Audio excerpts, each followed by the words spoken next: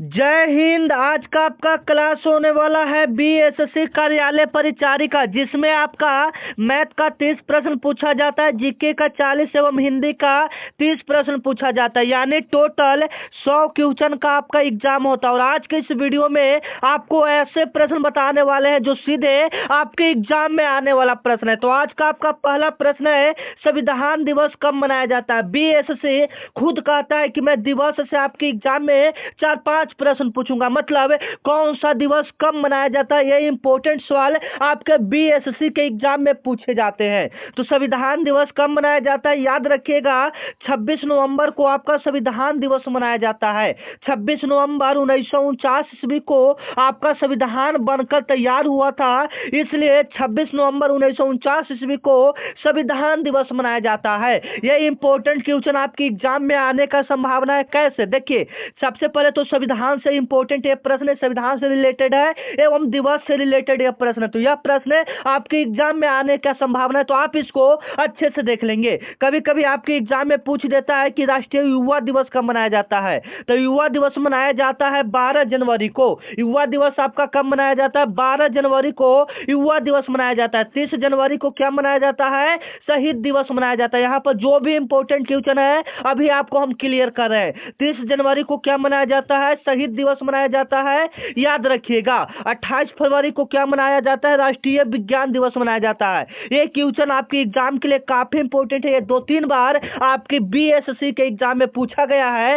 राष्ट्रीय विज्ञान दिवस कब मनाया जाता है, 28 फरवरी को विज्ञान दिवस मनाया जाता है। पृथ्वी दिवस कब मनाया जाता है, 22 अप्रैल को मनाया जाता है। अंतर्राष्ट्रीय महिला दिवस कब मनाया जाता है, यह भी इंपॉर्टेंट क्वेश्चन आपके पिछले साल के पेपर में पूछा गया था कि अंतर्राष्ट्रीय महिला दिवस कब मनाया गया था, 8 मार्च को आपका महिला दिवस मनाया गया था। ठीक है, तो यहाँ पर हम लोग इंपॉर्टेंट क्वेश्चन को क्लियर करते हैं। पहला जो है दिवस से आपके एग्जाम में क्वेश्चन बन सकता है, विश्व हिंदी दिवस कब मनाया जाता है। ये जो प्रश्न है बार बार आपके एग्जाम में रिपीट हो रहा है, याद रखिएगा 14 सितंबर को आपका विश्व हिंदी दिवस मनाया जाता है। सेकेंड इंपॉर्टेंट क्वेश्चन है जो आने का संभावना है कि राष्ट्रीय विज्ञान दिवस कब मनाया जाता है, याद रखिएगा 28 फरवरी को राष्ट्रीय विज्ञान दिवस मनाते हैं। तीसरा इंपॉर्टेंट क्वेश्चन जो आपके एग्जाम में बहुत इंपॉर्टेंट, वेरी उसको कह सकते हैं इंपॉर्टेंट है, याद रखिएगा अंतर्राष्ट्रीय महिला दिवस कब मनाया जाता है, 8 मार्च को मनाया जाता है। और एक ये वाला लास्ट वाला संविधान दिवस कब मनाया जाता है, संविधान दिवस कब मनाया जाता है, 26 नवंबर को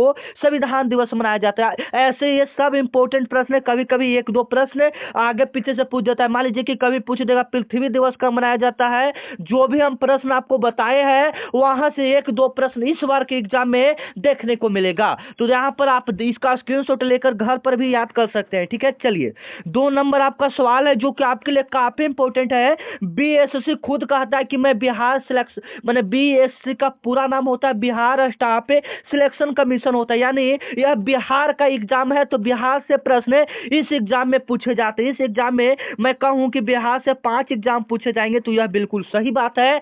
बिहार से संबंधित आपके एग्जाम में 5-6 प्रश्न पूछे जाएंगे। जैसे में इंपॉर्टेंट प्रश्न है बिहार राज्य का गठन कब हुआ था, यह सवाल आपके एग्जाम के लिए काफी इंपॉर्टेंट है, याद रखिएगा 1912 ईस्वी में बिहार राज्य का गठन हुआ था। पूरी डेट की बात करेंगे तो बिहार का स्थापना 22 मार्च 1912 ईस्वी को हुआ था, इसीलिए हम लोग 22 मार्च को क्या मनाते हैं, बिहार दिवस के रूप में मनाते हैं। ठीक है, बिहार दिवस कब मनाते हैं, तो 22 मार्च को बिहार दिवस मनाते हैं। यह भी इंपॉर्टेंट सवाल है जो आपके एग्जाम में पूछा जा सकता है कि बिहार दिवस कब मनाया जाता है, 22 मार्च को आपका बिहार दिवस मनाया जाता है। स्थापना कब हुआ था, 1912 ईस्वी में हुआ था। और कुछ इंपॉर्टेंट प्रश्न है जो बिहार से पूछा जाता है, जैसे में बिहार की राजधानी पटना कब बनी थी, 1912 ईस्वी में। बिहार की राजधानी पटना कब बनी थी, 1912 ईस्वी में, याद रखिएगा। और भी इंपॉर्टेंट सवाल है जो आपके एग्जाम में पूछा जा सकता है, जैसे में पटना गोल घर कब बना था, याद रखिएगा 1786 ईस्वी में गोल्डन अस्टीन ने बनाया था। ठीक है, पटना उच्च न्यायालय का स्थापना कब हुआ था, 1916 ईस्वी में। पटना उच्च न्यायालय का स्थापना कब हुआ था, 1916 ईस्वी में। ये 2 तीन जो आपके लिए है ये इंपॉर्टेंट क्वेश्चन जो कि आपके एग्जाम में पूछा जा सकता है। यहाँ से 2 क्वेश्चन इस बार के एग्जाम में आ सकता है, ठीक है, क्योंकि जो क्वेश्चन बता रहे हैं वो सीधे आपके एग्जाम में लड़ने वाला प्रश्न बता रहे हैं, ठीक है। तो चलिए 3 नंबर आपका प्रश्न है जो कि आपके लिए काफी इंपॉर्टेंट है। बीएसएससी खुद कहता है कि मैं आपके एग्जाम में खेल से संबंधित प्रश्न पूछूंगा, खेल से संबंधित प्रश्न पूछूंगा। एग्जाम्पल के लिए हॉकी जो भारत का राष्ट्रीय खेल है उसमें कितने खिलाड़ी होते हैं, इंपॉर्टेंट सवाल है जो कि आपके एग्जाम में पूछा जा सकता है। तो हॉकी में कितने खिलाड़ी होते हैं आप लोग बताइएगा, हॉकी में कितने खिलाड़ी होते हैं। सभी बच्चे को पता है 11 खिलाड़ी होते हैं। कितने खिलाड़ी होते हैं? 11 खिलाड़ी होते हैं। यहाँ पर कुछ इंपॉर्टेंट है जो कि आपके एग्जाम में यहाँ से पूछा जाता है। जो लाल आंसर है वो आपके एग्जाम के लिए काफी इंपॉर्टेंट है, आप उसको अच्छे से याद कर लेंगे। जैसे में रग्बी फुटबॉल में कितने खिलाड़ी होते हैं? 15 खिलाड़ी होते हैं। सबसे ज्यादा जो खिलाड़ी होता है इसी खेल में होता है, रग्बी फुटबॉल में सबसे ज्यादा खिलाड़ी होता है, याद रखिएगा। ये कभी कभी आपके एग्जाम में भी डाल सकता है कि सबसे ज्यादा खिलाड़ी किस खेल में होता है? रग्बी फुटबॉल में होता है, याद रखिएगा। क्रिकेट में कितना खिलाड़ी होता है? 11 खिलाड़ी होता है। हॉकी में कितना खिलाड़ी होता है? 11 खिलाड़ी होता है। फुटबॉल में कितना होता है? 11 खिलाड़ी होता है। ये 3-4 जो क्वेश्चन लाल आपका किया है ये आपके एग्जाम के लिए काफी इंपॉर्टेंट है, आप इसको अच्छे से देख लेंगे, ठीक है। जैसे इसका याद करने का एक छोटा सा ट्रिक आपको बता रहे हैं, ठीक है। कमेंट में बताइएगा वह ट्रिक आपको कैसा लगा। ट्रिक है HCF मतलब HCF में आपका 11 खिलाड़ी होता है। मतलब कैसे आप समझिए, एच का मतलब क्या हो गया? हॉकी, हॉकी में कितना खिलाड़ी? 11 खिलाड़ी। सी में मतलब क्रिकेट, क्रिकेट में कितना खिलाड़ी? 11 खिलाड़ी। और एफ में कितना? एफ मतलब फुटबॉल, फुटबॉल में कितना खिलाड़ी? 11 खिलाड़ी। मतलब तीनों में आपका 11 खिलाड़ी होता है, हॉकी, क्रिकेट, फुटबॉल। अगर शॉर्ट रूप में इसको याद रखें तो HCF अगर आप याद रखते हैं तो ये 3 खेल का आपका खिलाड़ी याद रहेगा, ठीक है, याद रखिएगा। और सबसे ज्यादा जो रहता है रग्बी फुटबॉल में रहता है, ये इंपॉर्टेंट क्वेश्चन है, आप इसको रट जाएंगे, ठीक है। आपको क्लास कैसा लग रहा है ये एक बार कमेंट में जरूर बताइएगा। खराब लग रहा है खराब लिखिए, अच्छा लग रहा है अच्छा लिखिए, क्योंकि आपका एक अच्छा सा कमेंट काफी मोटिवेट करता है आगे क्लास लाने के लिए, ठीक है। भारत में सबसे पहले सूर्य किस राज्य में निकलता है? काफी इंपॉर्टेंट सवाल है। भारत में सबसे पहले सूर्य किस राज्य में निकलता है? तो भारत की बात करा है तो सबसे जो पूरब प्रदेश यानी अरुणाचल प्रदेश है वहां सबसे पहले सूर्य उगता है आपका भारत में, ठीक है। और सबसे पीछे कहां मतलब डूबता कहां सबसे पीछे भारत में? तो गुजरात के कच्छ में। कहां में? गुजरात के कच्छ में सबसे पहले सूर्य डूबता है। यदि पूछ दे कि दुनिया में सबसे पहले सूर्य कहां उगता है, मतलब विश्व में सबसे पहले सूर्य कहां उगता है? तो जापान में उगता है। कहां में उगता है? जापान में उगता है सबसे पहले। इसमें आपको जीके के 40 प्रश्न बताएंगे। कितना प्रश्न बताएंगे? जीके के 40 प्रश्न बताएंगे, उसके बाद हिंदी, उसके बाद मैथ को करवाएंगे, ठीक है ना। मतलब ऑल यहाँ पर कवर करने वाले हैं हम लोग, ठीक है। तो इस जीके में से आप 40 में से कम 33 प्लस क्वेश्चन सही करने का कोशिश कीजिए। जीके में से 33 प्लस क्वेश्चन अगर आप सही कर देते हो, अगर यहां सही कर देते हो तो यकीनन मानिए कि आपका सिलेक्शन पक्का है। तो कोशिश कीजिए 33 प्लस प्रश्न आपका सही हो जाए, ठीक है। चलिए, अशोक ने किस युद्ध के दौरान बौद्ध धर्म को अपनाया था? अशोक ने युद्ध वाला आपका एग्जाम में प्रश्न पूछा जाता, बीएसएससी पूछता है कि युद्ध कौन सा युद्ध कब हुआ था और किसने लड़ा था। ये ज्यादातर इंपॉर्टेंट सवाल है, तो ठीक है। देखिए इससे इंपॉर्टेंट सवाल क्या बनेगा। पहला तो है कि अशोक ने किस युद्ध के दौरान बौद्ध धर्म को अपनाया था? तो कलिंग युद्ध के दौरान अशोक ने बौद्ध धर्म को अपना लिया था। कलिंग युद्ध में बहुत ही खून बहा था, ठीक है, मतलब पूरा न जाने कितने आदमियों को मारा गया था, ठीक है। उसी समय से अशोक का हृदय परिवर्तन हो गया और वह बौद्ध धर्म को अपना लिया कलिंग युद्ध के दौरान। और जो कि कलिंग युद्ध हुआ था कब हुआ था? 261 ईसा पूर्व में हुआ था। यह भी इंपॉर्टेंट सवाल है जो कि आपके एग्जाम में आ सकता है, ठीक है, क्योंकि देखिए क्वेश्चन का कोई अता पता नहीं है कहां से सवाल डाल देगा, ठीक है। तो याद रखिएगा अशोक ने कलिंग युद्ध कब लड़ा था? 261 ईसा पूर्व में लड़ा था। या कभी कभी आपके एग्जाम में सवाल बना देता है कि पानीपत का प्रथम युद्ध कब हुआ था, यह भी याद रखिएगा। एक क्वेश्चन आपके लिए काफी इंपॉर्टेंट है। तो 21 अगस्त 1526 ईस्वी के बीच आपका पानीपत का युद्ध लड़ा गया था। 21 अगस्त 1526 किसके बीच लड़ा गया था? याद रखिएगा बाबर और इब्राहिम लोदी के बीच हुआ था, ठीक है ना। बाबर और इब्राहिम लोदी के बीच आपका पानीपत का प्रथम युद्ध। पानीपत का 3 युद्ध लड़ा गया था, पहला 1526 में, दूसरा 1556 में, दूसरा कब लड़ा गया था? 1556 में। और देखिए बक्सर का युद्ध भी आपके एग्जाम में पूछा जाता है। बक्सर का युद्ध कब हुआ था? 1764 ईस्वी में हुआ था। प्लासी का युद्ध कब हुआ था? 1757 ईस्वी में हुआ था। ठीक है, नए हैं तो चैनल को आप लोग सब्सक्राइब कर लेंगे, क्योंकि यह चैनल आपका दोस्त, आपका साथी, आपका भाई है। जब तक आपका एग्जाम नहीं हो जाएगा, यहाँ पर रोजाना आपको बीएससी का क्लास मिलेगा। तो चैनल को आप लोग क्या कर लेंगे? सब्सक्राइब कर लेंगे। हम आपके भाई की तरह आपका साथ देंगे। ठीक है, चलिए 6 नंबर आपका सवाल है जो कि आपके एग्जाम के लिए काफी इंपॉर्टेंट है।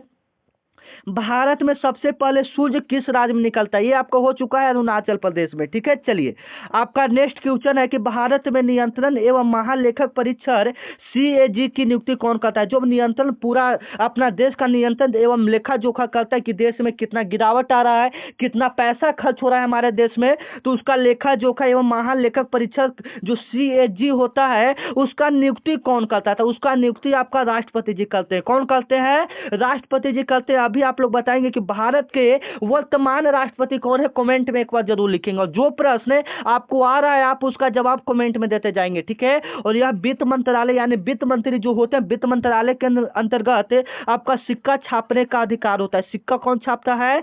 वित्त मंत्रालय छापता है, याद रखिएगा। ठीक है, प्रधानमंत्री आपका भारत का कभी कभी प्रथम प्रधानमंत्री पूछ देता है, तो याद रखिएगा पंडित जवाहरलाल नेहरू आपके भारत के प्रथम प्रधानमंत्री थे। ठीक है, राष्ट्रपति की बात करेगा तो डॉक्टर राजेंद्र प्रसाद आपके भारत के प्रथम प्रधान राष्ट्रपति थे। ठीक है, चलिए 8 नंबर आपका सवाल है जो कि आपके एग्जाम के लिए काफी इंपॉर्टेंट है। गंगा नदी का उद्गम स्थल क्या है? गंगा नदी कहां से निकलता है? याद रखिएगा गंगोत्री ग्लेशियर से निकलता है। कहां से निकलता है?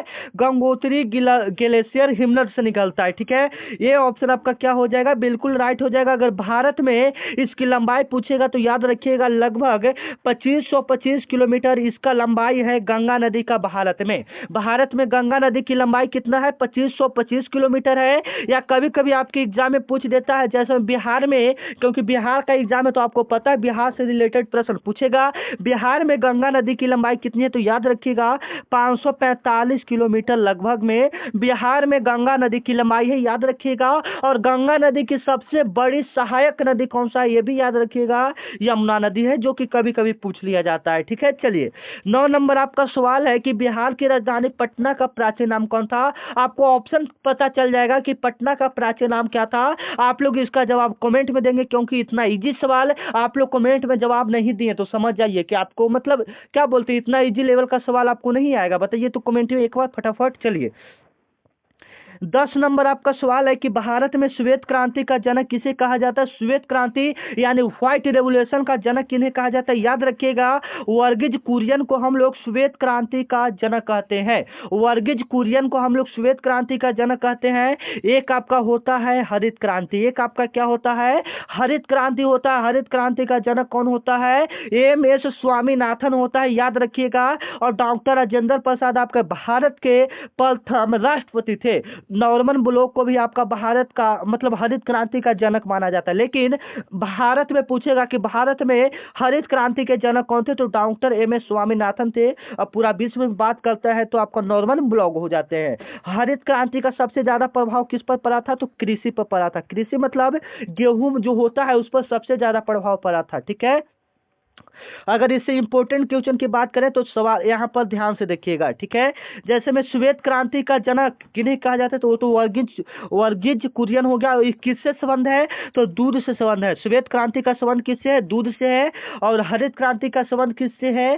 फसल उत्पादन यानी गेहूं से है। और तीसरा आपका नीली क्रांति पूछ देता है, तो नीली क्रांति का संबंध किससे? मछली उत्पादन से। ठीक है, याद रखिएगा। चलिए भारतीय संसद के संयुक्त सत्र की अध्यक्षता कौन करता है? जो भारतीय संसद के संयुक्त सत्र की अध्यक्षता कौन करता है? ये इंपॉर्टेंट सवाल है।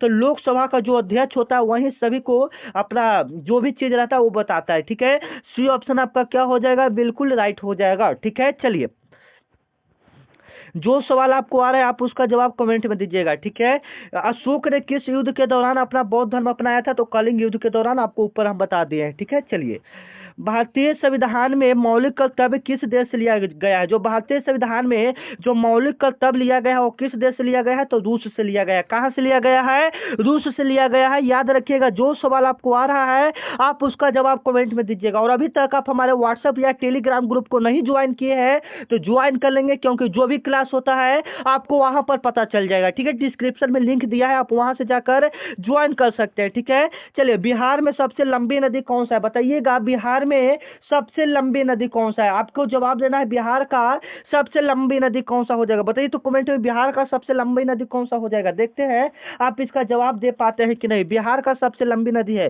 उससे पहले हम लोग गंगा नदी की बात कर लेते हैं। गंगा नदी की लंबाई आपका कितना हो जाएगा? बताइए तो। गंगा नदी की लंबाई बिहार में 545 किलोमीटर है।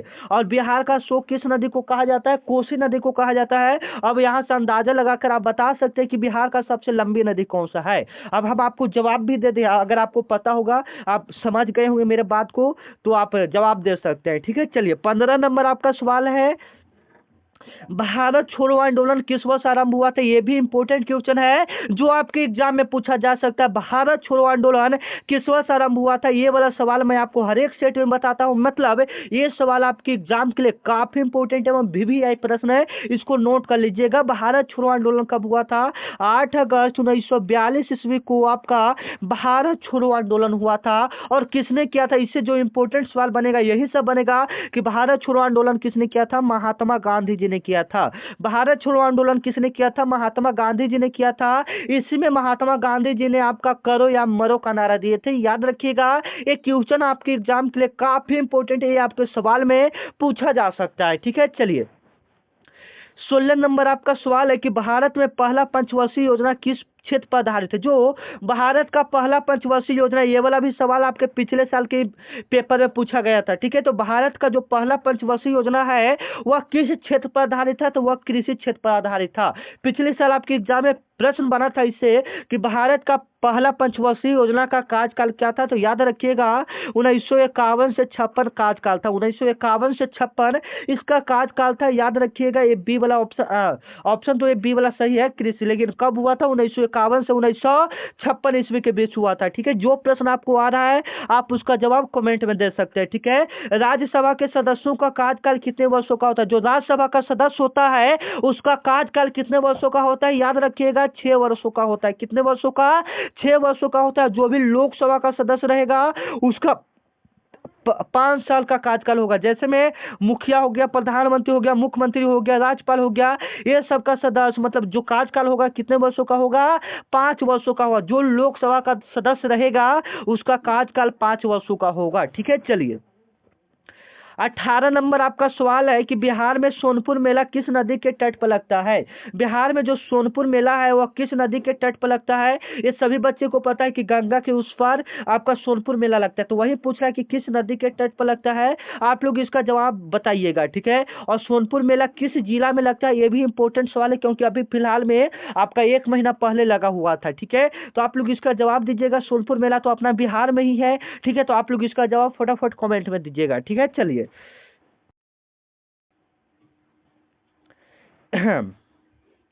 19 नंबर आपका सवाल है कि भारत का सबसे बड़ा राज्य क्षेत्रफल के आधार पर कौन सा है? ये वाला इंपॉर्टेंट सवाल आपके एग्जाम में कई बार पूछा जा चुका है एवं हर एक सेट में यह प्रश्न मैं आपको करवाता हूं। अगर आपको पता है तो आप इसका जवाब एक बार कमेंट में लिखिए, उसके बाद मैं बता रहा हूं। ठीक है, तो लिखिए फटाफट, भारत का सबसे बड़ा क्षेत्रफल के आधार पर सबसे बड़ा राज्य कौन सा हो जाएगा? मतलब एरिया के हिसाब से कौन सा हो जाएगा? तो बिल्कुल राइट आंसर कौन सा होगा? राजस्थान हो जाएगा। डी ऑप्शन क्या हो जाएगा? बिल्कुल राइट हो जाएगा। अगर यही पॉपुलेशन के हिसाब से पूछेगा तो उत्तर प्रदेश हो जाएगा। याद रखिएगा, भारत में सबसे ज्यादा वन कहाँ है, मतलब जंगल कहाँ है? तो मध्य प्रदेश में, पेड़ पौधा मध्य प्रदेश में। ठीक है, चलिए, 20 नंबर आपका सवाल है कि जय जवान जय किसान का नारा किसने दिया था? काफी इंपॉर्टेंट सवाल है। जय जवान जय किसान का नारा किसने दिया था? तो याद रखिएगा, लाल बहादुर शास्त्री ने आपका जय जवान जय किसान का नारा दिया था। इसके साथ में मतलब जय जवान जय किसान का तो नारा लाल बहादुर शास्त्री ने दिया था, लेकिन इसके साथ और ऐड करता है जय जवान जय किसान जय विज्ञान का नारा किसने दिया था? पंडित जवाहरलाल नेहरू ने दिया था। जय जवान जय किसान जय विज्ञान अगर उसमें ऐड कर दे तो पंडित जवाहरलाल नेहरू ने दिया था। गरीबी हटाओ का नारा किसने दिया था? याद रखिएगा, गरीबी हटाओ का नारा किसने दिया था? इंदिरा गांधी ने दिया था। गरीबी हटाओ का नारा किसने दिया था? इंदिरा गांधी ने दिया था। सत्य और अहिंसा ये सब नारा किसने दिया था? महात्मा गांधी जी ने दिया था। करो या मरो का नारा किसने दिया था? महात्मा गांधी जी ने दिया था। नारा से एक प्रश्न आपके बीएसएससी के एग्जाम में पूछा जा सकता है। नए हैं तो चैनल को अभी सब्सक्राइब कर लेंगे आप लोग, ठीक है, क्योंकि यह जो क्लास है आपका धमाकेदार तरीके से हो रहा है, ठीक है ना। यहाँ पर रोजाना आपको ऐसे ही क्लास मिलेगा, ठीक है। तो चैनल को आप लोग क्या कर लेंगे? सब्सक्राइब कर लेंगे, ठीक है। चलिए, 21 नंबर आपका सवाल है जो कि आपके एग्जाम में पूछा जा सकता है। बीएसएससी के लिए इंपॉर्टेंट क्वेश्चन है कि भारत के किस राष्ट्रपति ने सबसे अधिक बार अध्यादेश जारी किया है? भारत के किस राष्ट्रपति ने सबसे अधिक बार अध्यादेश जारी किया है? कौन सा? तो फखरुद्दीन अली अहमद ने सबसे अधिक बार अध्यादेश जारी किया है, यानी डी ऑप्शन आपका क्या हो जाएगा? बिल्कुल करेक्ट हो जाएगा, ठीक है। चलिए, 22 नंबर आपका सवाल है जो कि आपके एग्जाम के लिए काफी इंपॉर्टेंट है। भारतीय संविधान का कौन सा भाग राजनीति के निर्देश तत्वों से संबंधित है? मतलब संविधान तो आपको ऊपर ही हम बता देते कि अगर मैं कहूं कि आपके एग्जाम में संविधान से 4-5 प्रश्न बने तो यह बिल्कुल सही बात है। आपके एग्जाम में संविधान से 4-5 प्रश्न पूछा जाएगा। भारतीय संविधान का कौन सा भाग राजनीति के निर्देश तत्वों से संबंधित है? आप लोग बताइएगा कौन सा है, बताइए फटाफट। तो भाग 5 जो आपका है ये राज्य के निर्देशिक तत्वों से संबंधित है, भाग 5। अनुच्छेद 1 में क्या है? भारत राज्यों का संघ है। अनुच्छेद 1 में आपका क्या है? भारत राज्यों का संघ है। याद रखिएगा, ये क्वेश्चन आपके एग्जाम के लिए काफी इंपॉर्टेंट है, ठीक है। चलिए, 23 नंबर आपका सवाल है कि बिहार का पहला गवर्नर जनरल कौन था? बिहार का पहला गवर्नर जनरल कौन था? ये इंपॉर्टेंट क्वेश्चन आपके एग्जाम में 80% चांस है कि यह प्रश्न आ सकता है। कैसे? क्योंकि यह बिहार का एग्जाम है और ऐसा सवाल, बिहार का पहला राष्ट्रीय उद्यान कौन सा? बिहार का पहला मुख्यमंत्री कौन था? ऐसा सवाल एक सवाल पूछा जाता है, तो ये वाला सवाल काफी इंपॉर्टेंट हो जाता है आपके एग्जाम के लिए। तो बिहार का पहला गवर्नर जनरल कौन था? तो याद रखिएगा, जेम्स स्टीफन था। कौन था? जेम्स स्टीफन आपका बिहार का पहला गवर्नर जनरल था। अगर बिहार का पहला मुख्यमंत्री की बात करेगा, चीफ मिनिस्टर, बिहार का फर्स्ट चीफ मिनिस्टर की बात करेगा तो श्री कृष्ण सिंह हो जाएगा। इनको बिहार केसरी के नाम से भी जाना जाता है। बिहार केसरी के नाम से हम लोग किनको जानते हैं? श्री कृष्ण सिंह को हम लोग बिहार केसरी के नाम से जानते हैं, ठीक है, याद रखिएगा। चलिए, आपका किस अनुच्छेद के तहत, किस अनुच्छेद के अंतर्गत राष्ट्रपति का शासन लगाया जा सकता है? मतलब किस अनुच्छेद के तहत राष्ट्रपति अपना शासन कर सकता है? अनुच्छेद 356 के तहत राष्ट्रपति शासन कर सकता है, ठीक है ना। और इसका जो कार्यकाल होता है वह 5 वर्षों का होता है। भारत का जो पहला राष्ट्रपति था डॉक्टर राजेंद्र प्रसाद था। कौन था? डॉक्टर राजेंद्र प्रसाद था। दूसरा आपका राष्ट्रपति, अगर महिला में पूछता है कि भारत का पहला महिला राष्ट्रपति कौन था, याद रखिएगा प्रतिभा पाटिल। कौन थी? प्रतिभा पाटिल से। याद रखिएगा, 352 अनुच्छेद के तहत राष्ट्रपति आपातकाल का घोषणा कर सकता है। आपातकाल का जो घोषणा होता है किस अनुच्छेद के तहत होता है? तो अनुच्छेद 352 के तहत आपातकाल का घोषणा किया जाता है। आपातकाल में अभी तक भारत में 3 बार आपातकाल का घोषणा कर चुका है, ठीक है ना। भारत में अभी तक 3 बार आपातकाल का घोषणा हो चुका है। पहला 1962 ईस्वी में जब भारत चीन का युद्ध हुआ था, उस समय भारत चीन का जब युद्ध हुआ था उस समय भारत का पहला आपातकाल का घोषणा किया गया था। दूसरा आपका हो गया 1971 में भारत पाकिस्तान युद्ध के दौरान, भारत पाकिस्तान युद्ध के दौरान दूसरा बार 1971 ईस्वी में आपातकाल का घोषणा लगा था। और तीसरा आपका लगा था 1975 ईस्वी में। इस समय देश में अशांति फैल गई थी, बेरोजगारी फैल गई थी, भूखमरी फैल गई थी, इसलिए 1975 ईस्वी में भारत में आपातकाल लगा दिया गया था, ठीक है। ये 3 अभी तक भारत में आपातकाल लगाया जा चुका है, ठीक है। चलिए, 25 नंबर आपका सवाल है कि भारत में जो राष्ट्रीय आय होता है, मतलब एक साल में जो देश का कमाई होता है, एक तरफ से आय कह सकते हैं, जैसे में आपका एक साल का आय जो है, उसी प्रकार से देश का जो एक साल का आय होता है, राष्ट्रीय आय का अनुमान किस संस्था द्वारा लगाया जाता है? तो याद रखिएगा, ये पहले CSO लगाता था। CSO का मतलब है केंद्रीय सांख्यिकी संगठन होता है। अब उसका ही नाम बदलकर NSO कर दिया गया है। मतलब वही संस्था का नाम NSO है, यानी CSO या NSO, या मान लीजिए कि कभी कभी CSO आप तो चेंज हो गया है तो आपका NSO ज्यादा देगा, ठीक है। तो मान लीजिए कि CSO नहीं रहेगा, NSO रहेगा, तो आपको NSO ही सही करना है, ठीक है ना। केंद्रीय सांख्यिकी संगठन होता है। ठीक है, चलिए। और आरबीआई आपका क्या करता है, पैसा छापने का काम करता है। जो भी कागज का नोट होता है आपका आरबीआई छापता है। और आरबीआई से जो इंपोर्टेंट प्रश्न यहाँ पर देख लेंगे, आरबीआई का जो स्थापना हुआ था 1 अप्रैल 1935 ईस्वी में हुआ था। इसका पूरा नाम रिजर्व बैंक ऑफ इंडिया था, याद रखिएगा। ठीक है, और योजना आयोग का भी हम लोग देख लेते हैं। योजना आयोग का अध्यक्ष आपका प्रधानमंत्री होता है। ये आपके एग्जाम में पूछा गया सवाल है कि योजना आयोग का अध्यक्ष कौन होता है, प्रधानमंत्री होता है। और याद रखिएगा कि इसका स्थापना कब हुआ था, 1950 ईस्वी में हुआ था। ठीक है, और जो योजना आयोग होता है इसका नाम बदलकर अभी फिलहाल में आपका नीति आयोग कर दिया गया है। क्या कर दिया गया है, नीति आयोग इसका नाम बदलकर कर दिया गया है, याद रखिएगा। वित्त मंत्रालय आपका क्या करता है, सिक्का छापने का काम करता है। सिक्का जो आता है वह वित्त मंत्रालय ही छापता है। ठीक है, चलिए। 26 नंबर आपका सवाल है जो कि आपके एग्जाम के लिए काफी इंपोर्टेंट है। गुप्त वंश का संस्थापक कौन था, गुप्त वंश का संस्थापक कौन था, काफी इंपोर्टेंट सवाल है, याद रखिएगा। चंद्रगुप्त प्रथम आपका गुप्त वंश का वास्तविक संस्थापक था, मतलब मेन रूप से जो संस्थापक था चंद्रगुप्त प्रथम गुप्त वंश का संस्थापक था। गुप्त वंश के बहुत सारे राजा हुए लेकिन जो मेन संस्थापक था कौन था, चंद्रगुप्त प्रथम था, याद रखिएगा। कभी कभी आपके एग्जाम में गोपाल जैसे में पाल वंश का संस्थापक पूछ देता है तो याद रखिएगा गोपाल। पाल वंश का संस्थापक कौन हो जाते हैं, गोपाल हो जाते हैं, याद रखिएगा। ठीक है, चलिए।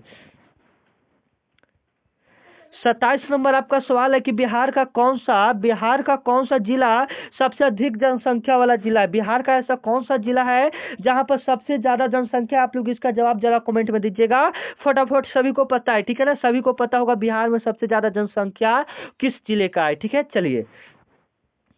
28 नंबर आपका सवाल है जो कि आपके एग्जाम के लिए काफी इंपोर्टेंट है। ठीक है, भारतीय संसद का ऊपरी सदन कौन होता है, भारतीय संसद का ऊपरी सदन कौन होता है। देखिए, संसद आपका 2 प्रकार का होता है, एक लोकसभा एक राज्यसभा। तो जो ऊपरी सदन होता है वो आपका राज्यसभा होता है। कौन होता है, राज्यसभा होता है, याद रखिएगा। ठीक है, चलिए।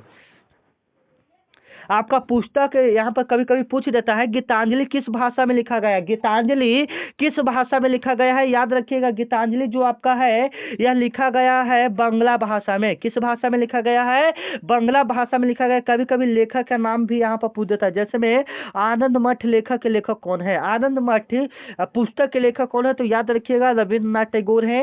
रविन्द्रनाथ टैगोर ने आपके जनगण मन को लिखा है और वंदे मातरम को आपका बंकिम चंद्र चटर्जी ने लिखा है, याद रखिएगा। ठीक है, चलिए। आपका 30 नंबर सवाल है कि संविधान सभा के अस्थायी अध्यक्ष कौन थे, संविधान सभा के अस्थायी अध्यक्ष कौन थे, याद रखिएगा। संविधान सभा के अस्थायी जो अध्यक्ष जो थे वह कौन थे, याद रखिएगा। आपका ये हो जाएंगे सच्चिदानंद सिन्हा, आपका अस्थायी अध्यक्ष हो जाएंगे। और अस्थायी अध्यक्ष कौन हो जाएंगे, डॉक्टर राजेंद्र प्रसाद हो जाएंगे। ठीक है, याद रखिएगा। संविधान सभा का 2 अध्यक्ष, एक अस्थायी अध्यक्ष एक अस्थायी अध्यक्ष। तो अस्थायी अध्यक्ष आपका डॉक्टर राजेंद्र प्रसाद हो जाएंगे और अस्थायी अध्यक्ष कौन हो जाएंगे, डॉक्टर सच्चिदानंद सिन्हा हो जाएंगे। ठीक है, चलिए। 31 नंबर आपका सवाल है जो कि आपके एग्जाम में पूछा जा सकता है, भारत का पहला उपराष्ट्रपति कौन था, भारत का पहला उपराष्ट्रपति कौन था। ये इंपॉर्टेंट सवाल आपके एग्जाम में पूछा जा सकता है, तो आप इसका जवाब देंगे तो डॉक्टर सर्वपल्ली राधाकृष्णन आपका भारत का पहला उपराष्ट्रपति थे। ये ऑप्शन आपका क्या हो जाएगा, बिल्कुल राइट हो जाएगा। ठीक है, चलिए। 32 नंबर आपका सवाल है कि बिहार में राजगीर किस जिला में स्थित है, बिहार में राजगीर किस जिला में स्थित है। सभी बच्चे को पता होगा, नालंदा में। आप इसका जवाब कमेंट में दीजिएगा। ठीक है, चलिए। 33 नंबर आपका सवाल है जो कि आपके एग्जाम में आने का संभावना है, पंचायती राज व्यवस्था को संवैधानिक दर्जा किस संशोधन से मिला है, पंचायती राज व्यवस्था को संवैधानिक दर्जा जो है वह किस संशोधन के अंदर मिला है, आप ये सो बताइएगा। तो ये 73वां संशोधन के अंदर उसको संवैधानिक दर्जा मिला है। ठीक है, 34 नंबर आपका सवाल है, भारत में पहली रेलगाड़ी कहां से चली थी, तो मुंबई से थाने के बीच भारत में पहली रेलगाड़ी चली थी। अगर इसकी डेट की बात करेंगे तो याद रखिएगा 16 अप्रैल 1853 ईस्वी में भारत की पहली रेलगाड़ी चली थी। ठीक है ना, मुंबई से थाने के बीच 34 किलोमीटर, हाँ 34 किलोमीटर चली थी। इसमें लगभग 20 डब्बा था। कितना डब्बा था, 20 डब्बा का ट्रेन था, रेलगाड़ी था।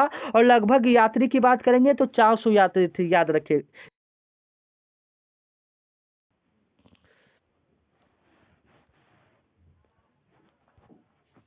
35 नंबर आपका सवाल है कि मौलिक अधिकार किस देश से लिया गया है, याद रखिएगा। मौलिक अधिकार किस देश से लिया गया है, अमेरिका से लिया गया। मौलिक अधिकार किस देश से लिया गया है, अमेरिका से लिया गया है, याद रखिएगा। यहाँ पर आपका 36 नंबर प्रश्न है कि भारत का सबसे छोटा राज्य क्षेत्रफल के आधार पर कौन सा है। क्षेत्रफल के आधार पर भारत का सबसे छोटा राज्य कौन सा हो जाएगा, गोवा हो जाएगा। याद रखिएगा, गोवा भारत का सबसे छोटा राज्य है क्षेत्रफल के हिसाब से, ठीक है। क्षेत्रफल के हिसाब से छोटा राज्य गोवा हो जाएगा। और ऐसे पूछेगा तो कौन सा हो जाएगा, राजस्थान। याद रखिएगा कौन हो जाएगा, राजस्थान हो जाएगा, ठीक है। चलिए 37 नंबर आपका प्रश्न है कि चंपारण सत्याग्रह किस वर्ष हुआ था। 37 नंबर सवाल आपके एग्जाम के लिए काफी इंपोर्टेंट है। चंपारण सत्याग्रह कब हुआ था, याद रखिएगा। चंपारण सत्याग्रह आपका 1917 ईस्वी में हुआ था। चंपारण सत्याग्रह कब हुआ था, 1917 ईस्वी में आपका चंपारण सत्याग्रह हुआ था। किसके द्वारा किया गया था, तो महात्मा गांधी जी के द्वारा आपका चंपारण सत्याग्रह किया गया था। और यह महात्मा गांधी जी के पहला सत्याग्रह था, मतलब पहला आंदोलन कह सकते कि भारत में महात्मा गांधी जी के द्वारा किया गया जो पहला आंदोलन था यही था चंपारण आंदोलन, यानी चंपारण सत्याग्रह था। कब हुआ था, 1917 ईस्वी में। किसने किया था, महात्मा गांधी जी ने किया था। और महात्मा गांधी जी को किस व्यक्ति ने ये चंपारण सत्याग्रह करने के लिए बुलाया था, यह भी इंपॉर्टेंट सवाल है। याद रखिएगा, राजकुमार शुक्ला ने बुलाया था। किसने बुलाया था, राजकुमार शुक्ला ने बुलाया था। ये इंपॉर्टेंट सवाल है जो आपके एग्जाम में पूछा जा सकता है। एग्जाम्पल के लिए बात करें और हम लोग 1919 ईस्वी की, तो 1919 ईस्वी में आपका जालियांवाला बाग हत्याकांड हुआ था, ठीक है। याद रखिएगा। चलिए 38 नंबर आपका प्रश्न है कि बिहार में सबसे बड़ा जिला क्षेत्रफल के आधार पर कौन सा है। बिहार का सबसे बड़ा जिला क्षेत्रफल के आधार से कौन सा हो जाएगा, तो पश्चिमी चंपारण हो जाएगा। ऊपर आपको जनसंख्या के हिसाब से था ना, इंपॉर्टेंट सवाल है, आप अच्छे से देख लेंगे। भारतीय संविधान में कुल कितनी अनुसूचियां हैं, याद रखिएगा। भारतीय संविधान में टोटल आपका 12 अनुसूची है। कितना अनुसूची है, टोटल आपका 12 अनुसूची है। 40 नंबर आपका सवाल है जो कि आपके एग्जाम में पूछा जा सकता है। भारत में हरित क्रांति का जनक किन्हें कहा जाता है। हरित क्रांति यानी ग्रीन रेवोल्यूशन का संबंध किससे है, तो याद रखिएगा हरित क्रांति का संबंध जो है आपका गेहूं से है। किससे है, गेहूं से है। और यह जो आया था आपका 1965 से 66 ईस्वी के बीच में आपका हरित क्रांति आया था। और इसका जो जनक है डॉक्टर एम.एस. स्वामीनाथन है। याद रखिएगा, ठीक है। और वर्गीज कुरियन जो है यह श्वेत क्रांति का जनक है। डॉक्टर राजेंद्र प्रसाद आपका भारत का प्रथम राष्ट्रपति थे। याद रखिएगा, ठीक है। चलिए यहाँ से हम लोग जीके के 40 प्रश्न को क्लियर कर लिए। अब आप लोग ईमानदारी पूर्वक कमेंट में जवाब दीजिएगा। जीके में 40 में से 33 सही हुआ तो बिल्कुल अच्छा है, आपका सिलेक्शन होने का एक संभावना बना है, ठीक है ना। तो चलिए अब यहाँ से हम लोग हिंदी के भी प्रश्न को देख लेते हैं जो कि आपके एग्जाम के लिए काफी इंपोर्टेंट होगा। हिंदी में भी जो प्रश्न आपको आ रहे हैं आप उसका जवाब देते जाएंगे। कोशिश कीजिए कि 30 में से आपका 20 सही हो जाए, ठीक है। तो चलिए आज का आपका पहला प्रश्न कि पुस्तकालय शब्द कौन सा समास है। समास से पहला ही क्वेश्चन है जो कि आपके एग्जाम में पूछा जा सकता है कि पुस्तकालय आपका कौन सा समास है। तो पुस्तकालय आपका तत्पुरुष है। तत्पुरुष इसको कैसे पहचानते हैं, पुस्तकालय का हम लोग संधि विच्छेद करेंगे तो पुस्तक प्लस आलय। अगर हम लोग साधारण भाषा में करें पुस्तक प्लस आलय सिर्फ पहचानने के लिए तो पुस्तक प्लस आलय, इसमें दोनों पद प्रधान होता है। और ऐसा नहीं समझ में आ रहा तो मेरा बात समझिए, मतलब दोनों का अर्थ होना चाहिए। जैसे पुस्तक का भी अर्थ होता है और आलय का मतलब घर मंदिर समझ सकते हैं। तो यहाँ पर दोनों का अर्थ हो रहा है, दोनों का अर्थ होगा तो आपका तत्पुरुष होगा, ठीक है। इतना याद रखिएगा। द्वंद्व में आपको बता दें कि जिसमें बीच में हलंत लगा रहेगा वो आपका द्वंद्व हो जाएगा। जैसे भी एग्जाम्पल में बात करें माता पिता शुभ लाभ राम लक्ष्मण सीता गीता, ये सब आपका क्या हो जाएगा, द्वंद्व समास हो जाएगा। एग्जाम्पल के लिए मैं आपके दे रहा हूं लाभ हानि, कमेंट में बताइएगा लाभ हानि कौन सा होगा, ठीक है। चलिए 2 नंबर आपका सवाल है जो कि आपके एग्जाम के लिए काफी इंपोर्टेंट है कि जो पढ़ा लिखा ना हो उसके लिए सही शब्द क्या है, कमेंट में फटाफट जवाब देंगे। जो पढ़ा लिखा ना हो उसके लिए सही शब्द क्या होगा, तो अशिक्षित हो जाएगा। बिल्कुल बी ऑप्शन क्या हो जाएगा, बिल्कुल करेक्ट हो जाएगा। और अभी तक चैनल को सब्सक्राइब नहीं किए हैं तो चैनल को आप लोग सब्सक्राइब कर लेंगे। और अभी तक व्हाट्सएप या टेलीग्राम ग्रुप को नहीं ज्वाइन किए हैं तो डिस्क्रिप्शन में लिंक है, वहां से जाकर ज्वाइन कर सकते हैं, ठीक है। चलिए 3 नंबर आपका सवाल है जो कि आपके एग्जाम में काफी इंपोर्टेंट है। चलिए कमल के समान मुख में कौन सा अलंकार है। कमल के समान मुख में कौन सा अलंकार है, ऐसा प्रश्न कभी कभी दे देता है जिसको ना अच्छे से हम लोग पढ़ पाते हैं ना समझ पाते हैं, ठीक है ना। तो ऐसे ऐसे कभी कभी दे देता है तो यह उपमा अलंकार हो जाएगा। कौन सा अलंकार हो जाएगा, उपमा अलंकार हो जाएगा। चलिए 4 नंबर आपका सवाल है जो कि आपकी एग्जाम में पूछा जा सकता है कि अंधे के हाथ बटेर लगने मुहावरे का अर्थ क्या है। अंधे के हाथ बटेर लगना मुहावरे का सही अर्थ क्या होगा। अंधे के हाथ बटेर लगना मतलब बिना प्रयास के लाभ, ये एक मुहावरा, इसका अर्थ होगा कि मतलब बिना कोई प्रयास क्या उसको लाभ मिल गई। जैसे में एग्जाम्पल के लिए हम नौकरी का ही बात कर लेते हैं। मान लीजिए कि कोई बच्चा मेहनत नहीं किया और उसका एग्जाम निकल गया, तो बताइए उस वही ना, वो अंधे के हाथ बटेर लग गया। और जो लोग बहुत मेहनत करते हैं उनका कभी कभी नहीं होता है। तो ठीक है, तो वही है कि अंधे के हाथ बटेर लग रहा है, यानी बिना प्रयास के लाभ हो जाएगा उसको। ठीक है, चलिए 5 नंबर आपका सवाल है कि राम ने पत्र लिखा, इसमें कर्ता कारक कौन है? राम ने पत्र लिखा में कर्ता कारक कौन है? राम ने पत्र लिखा में इसमें कर्ता कारक कौन हो जाएगा? तो राम ने मतलब फल पड़ रहा है कर्ता पर। ठीक है, जिस फल का पर कर्ता पर पड़े, राम यहाँ पर हो जाएगा। ए ऑप्शन आपका क्या हो जाएगा? बिल्कुल राइट हो जाएगा। ठीक है, चलिए पानी पानी होना मुहावरे का अर्थ क्या होगा? पानी पानी होना मुहावरे का अर्थ क्या होगा? शर्मिंदा होना। क्या होना? शर्मिंदा होना। पानी पानी हो रहे हैं मतलब शर्मिंदा हो रहे हैं। ठीक है, चलिए 7 नंबर आपका सवाल है कि विद्या का विलोम शब्द क्या होगा? विद्या का विलोम शब्द आपके हिसाब से क्या होना चाहिए, बताइए तो कमेंट में। तो विद्या का क्या हो जाएगा? विद्या, अविद्या, ज्ञान, अज्ञान, क्या होगा? तो यहाँ पर जो होना चाहिए अविद्या होना चाहिए। ठीक है, चलिए 8 नंबर आपका सवाल है जो कि आपके एग्जाम में पूछा जा सकता है कि चिरंजीवी शब्द का अर्थ क्या होता है? चिरंजीवी शब्द का अर्थ क्या होता है? मतलब चिरंजीवी का मतलब वह कभी नहीं मरने वाला, मतलब दीर्घायु। क्या? दीर्घायु, यानी सी ऑप्शन आपका क्या हो गया? बिल्कुल करेक्ट हो गया। चलिए 9 नंबर आपका सवाल है कि गंगा शब्द किस संज्ञा का उदाहरण है? गंगा जो शब्द है वह किस संज्ञा का उदाहरण है? तो व्यक्तिवाचक संज्ञा। गंगा शब्द यानी जो दुनिया में एक ही है, मतलब जिससे एक जाति का बोध हो, जिससे मतलब एक व्यक्ति या एक वस्तु का बोध हो। मतलब गंगा आपका दुनिया में एक है तो व्यक्तिवाचक हो जाएगा। और एग्जाम्पल के लिए पटना ले लेंगे, अपना बिहार ले लेंगे, भारत ले लेंगे, हिमालय ले लेंगे, ये सब आपका व्यक्तिवाचक हो जाएगा। जातिवाचक में क्या होगा? जिससे जाति भर का बोध हो। जैसे में लड़का, तो लड़का चोर है, छोटा है, बड़ा है, कुछ नहीं, खाली पूरा लड़का का बोध कर रहा है। जो पूरा जाति का बोध कर देगा वो जातिवाचक हो जाता है। ठीक है, भाववाचक का मतलब सीधा अगर हम समझाना चाहें कि जिसको हम लोग महसूस कर सकते हैं वो आपका भाववाचक। जैसे बुढ़ापा, मिठास, प्यार, नफरत, ये सब आपका हो जाएगा। समूहवाचक तो कोई दिक्कत की बात नहीं है। आप लोग बताइएगा पिछले साल जो पूछा गया था जुलूस, आपके एग्जाम में पूछा गया था जुलूस कौन सा संज्ञा है? आप लोग एक बार फटाफट कमेंट में जवाब दे देंगे। ठीक है ना, चलिए 10 नंबर आपका सवाल है जो आपके एग्जाम में पूछा जा सकता है कि जो दूसरों का भला करा उसके लिए एक शब्द में क्या हो जाएगा? जो दूसरों का भला करे उसके लिए एक शब्द में क्या हो जाएगा? तो परोपकारी हो जाएगा। क्या हो जाएगा? परोपकारी हो जाएगा। ए ऑप्शन आपका क्या हो जाएगा? बिल्कुल राइट हो जाएगा। ठीक है, चलिए 11 नंबर आपका सवाल है कि राम फल खा रहा है, इसमें काल कौन सा है? राम फल खा रहा है में काल कौन सा है? राम फल खा रहा है में काल कौन सा है? ठीक है, काल कौन सा है इसमें, बताइए। राम फल खा रहा है, भूतकाल, भविष्यकाल, वर्तमान काल, तो अभी खा रहा है ना, अभी खा रहा है यानी वर्तमान काल। राम फल खा रहा है मतलब अभी खा रहा है, वर्तमान काल। ठीक है, 12 नंबर आपका सवाल है कि कम बोलना एक शब्द है। कम बोलने के लिए एक शब्द में क्या बोलते हैं? मितभाषा। जो ज्यादा बोलता है उसके लिए वाचाल। जो कम बोलता है उसके लिए एक शब्द में मितभाषा, जो ज्यादा बोलता है उसके लिए एक शब्द में वाचाल हो जाएगा। 13 नंबर आपका सवाल है नीलकंठ में कौन सा समास है? नीलकंठ में आपका कौन सा समास है? याद रखिएगा, जब भी भगवान ये सब का नाम आ जाए, जैसे में चक्रपाणि, नीलकंठ, ये सब आ जाए तो ये बहुब्रीहि समास हो जाता है। कौन सा समास हो जाता है? बहुब्रीहि समास हो जाता है। ठीक है, याद रखिएगा। नया नया शब्द में कौन सा शब्द का भेद है? नया नया शब्द में कौन सा शब्द का भेद है? नया नया कौन सा होगा, बताइए आप लोग फटाफट बताइए, तो विशेषण हो जाएगा। कोई चीज को बता रहा है, वो विशेषता बतला रहा है कि वह चीज नया है, पुराना है, जो विशेषता बतलाएगा वह विशेषण हो जाएगा। ठीक है, चलिए 15 नंबर आपका सवाल है कि सूरदास किस युग के कवि थे? सूरदास आपका किस युग के कवि थे? तो भक्ति काल के कवि थे। याद रखिएगा, बी ऑप्शन आपका क्या हो जाएगा? बिल्कुल करेक्ट हो जाएगा। 16 नंबर आपका सवाल है लोहे के चने चबाना मुहावरे का सही अर्थ क्या होगा? लोहे के चने चबाना मुहावरे का सही अर्थ क्या हो जाएगा?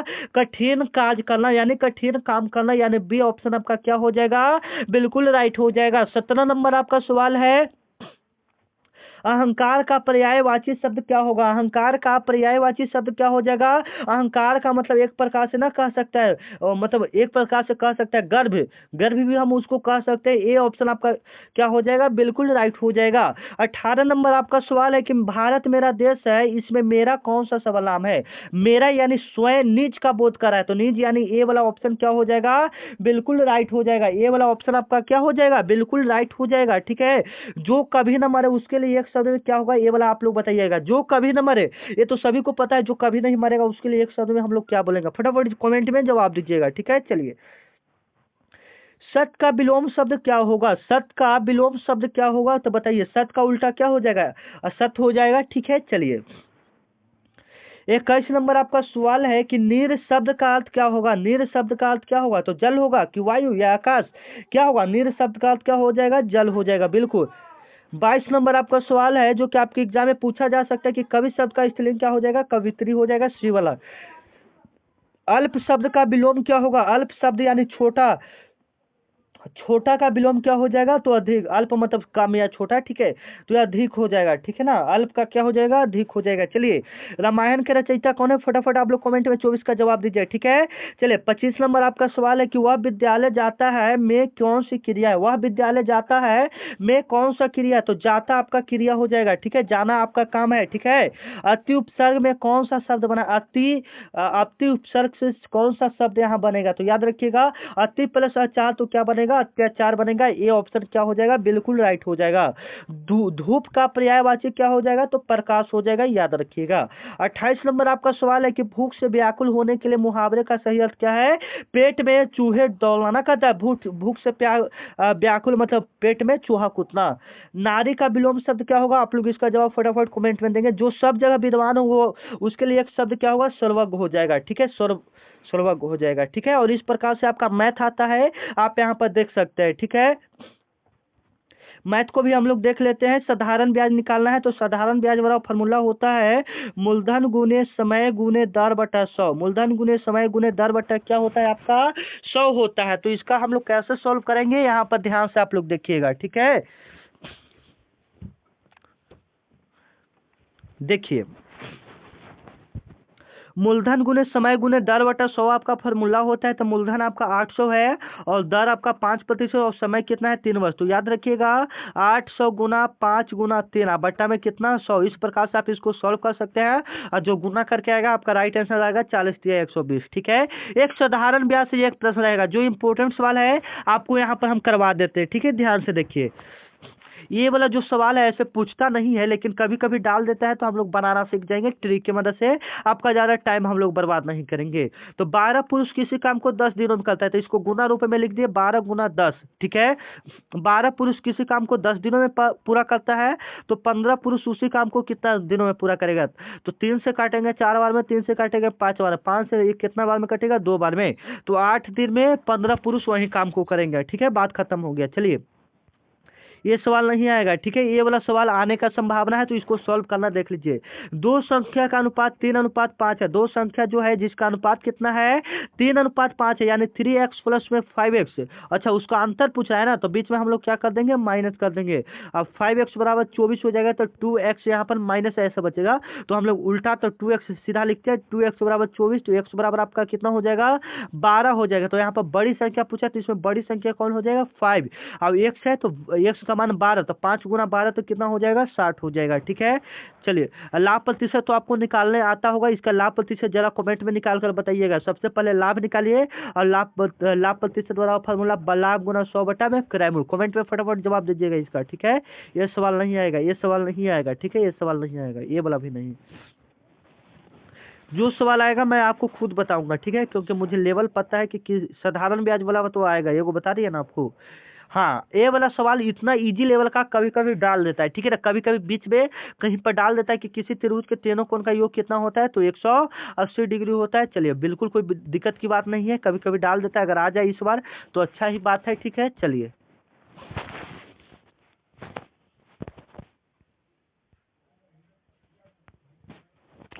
अच्छा 15 ही क्वेश्चन ऐड हुआ है ना। तो मिलते हैं नेक्स्ट वीडियो में, तब तक के लिए जय हिंद जय भारत। नए हैं तो चैनल को सब्सक्राइब कर लेंगे। जय हिंद।